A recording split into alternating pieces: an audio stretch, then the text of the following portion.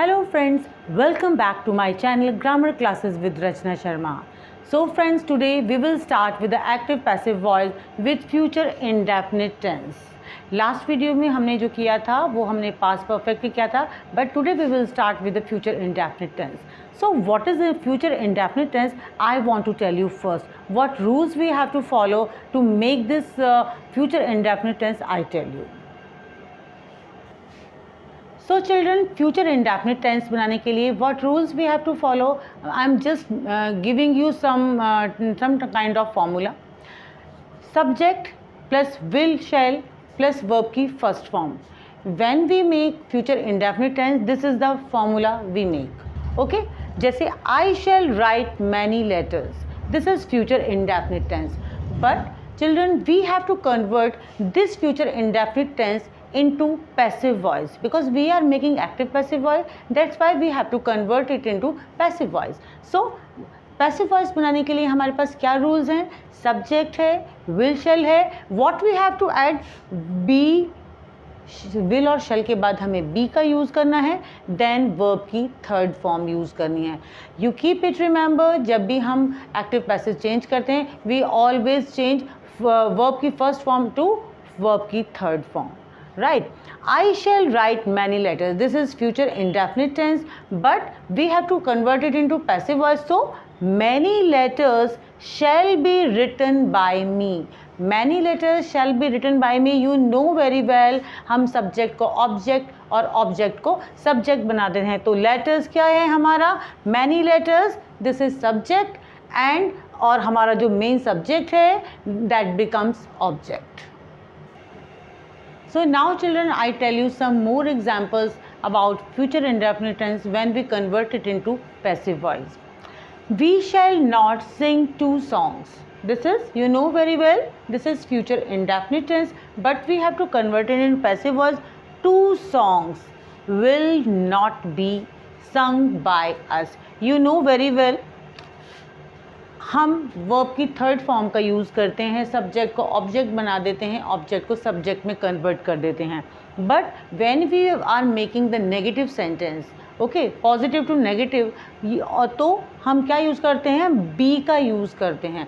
Not के बाद हम बी का यूज़ करते हैं. ओके, बी तो हम सब जगह लगा रहे हैं, बट हम जब नेगेटिव होंगे तो नेगेटिव में नॉट के बाद हमारा बी का यूज़ होगा. तो सी interrogative, will she snatch my books? Will she snatch my books? ये simple future indefinite में interrogative sentence है, but when we are making it in a passive voice, will my books be? Will my books यानी कि जो हमारा subject है हम उसके बाद इसको लगा देंगे. Will my books be snatched by her? Okay, next, this is the question word. When the sentence starting with a question word, so how we have to make? Why will she not pay the fine? आपका question word same as ऐसे ही रहेगा, will ऐसे ही रहेगा, will और shall whatever it comes in the sentence. So you have to use why or will, it will remain here. So the fine not be paid by her. उसी तरह से हम follow करेंगे, subject object object subject में change हो जाएगा plus by होगा. ठीक है, हम तो why will the fine not be paid by her? So children, now I am going to tell you about the sentence with the question word. When the sentence starting with the question words, देखो why, what, when, you know very well all these are question words. हमें इसके लिए क्या rule follow करने हैं? जब भी sentence में क्वेश्चन वर्ड होता है तो what, when, why, where, it can be any. हम will और shall होगा प्लस सब्जेक्ट होगा, be होगा, verb की third form plus by and you know very well object, at last object होगा. So we see some example. Why will she not take the breakfast? So we are making according to this rule. Why will the breakfast not be taken by her? You can see, you can relate this example with this rule, with this. अब देखो, why will the breakfast not be taken by her? Next example हम देखते हैं, when will you throw the ball, when will the ball, ball क्या हो गया, the ball, this is हम subject हो गया क्योंकि हम ऑब्जेक्ट को सब्जेक्ट बना रहे हैं। Be thrown by you, third form, verb की थर्ड फॉर्म, देन बाय है, देन ऑब्जेक्ट। फिर नेक्स्ट है या कुछ सेंटेंस, कुछ एग्जाम्पल्स ऐसे हैं जिन्हें हम थोड़ा सा अलग तरीके से बनाते हैं, थोड़े से डिफरेंट होते हैं।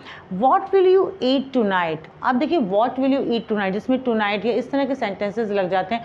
टू नाइट और ये सब तो हम बाद भी सेंटेंस के उनको रखा करते हैं। तो what will you eat tonight, what will be eaten by you tonight. ऐसे ही हम कुछ और एग्जाम्पल देखते हैं, तो हम ऐसे एग्जाम्पल से हम लोग सीखेंगे।